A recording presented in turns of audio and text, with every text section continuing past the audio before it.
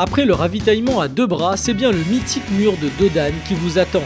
Samedi 20 octobre à 9h30, c'est l'heure de fermeture de ce poste. À 4 pattes ou sur vos 2 pieds, les techniques vont alors varier pour compenser cette verticalité. 5 km pour faire 637 mètres de dénivelé positif. Attention, c'est la dernière section qui fait mal. L'arrivée à Dodane sera un vrai plaisir car vous rejoindrez alors la civilisation et une route goudronnée bien dure pour les muscles tendus.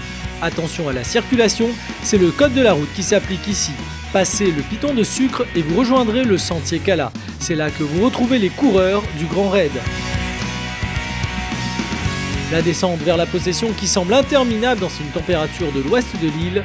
Direction le niveau de la mer, 890 mètres de dénivelé sur 11 km où les chemins de terre alterneront avec du béton et plusieurs passages de ravines.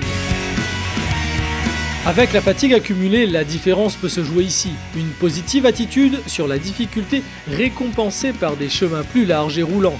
L'impression d'approcher la ville de la possession est aussi un facteur de motivation.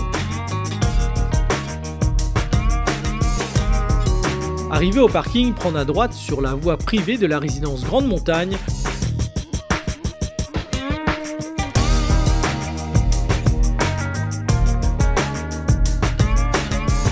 Vous sillonnez entre les résidences pour atteindre une petite zone de loisirs caractérisée par des grands manguiers.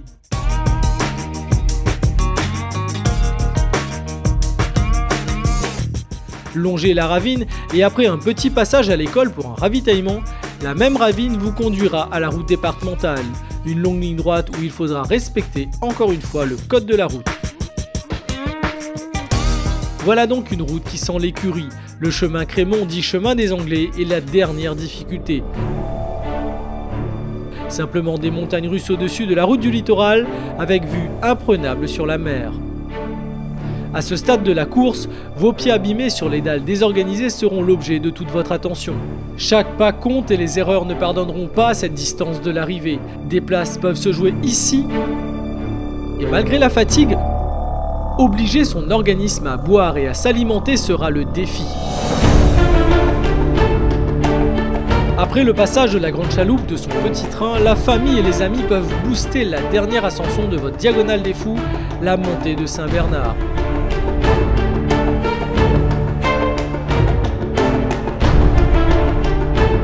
La route goudronnée à nouveau et le sentier de la Fenêtre vous emmènent à 780 mètres d'altitude, un chemin différent des coureurs de la diagonale. Principalement de terre rouge et de racines, c'est la dernière opportunité de prendre des places, car arrivé au sous-bois de la Fenêtre puis au Colorado, on sent l'écurie qui se rapproche. Une euphorie vous envahit, plus que 5 km de descente à flanc de falaise dans des gros blocs de basalte. Prenez le temps de vous ravitailler au Colorado pour finir en beauté, car votre jour de gloire est arrivé.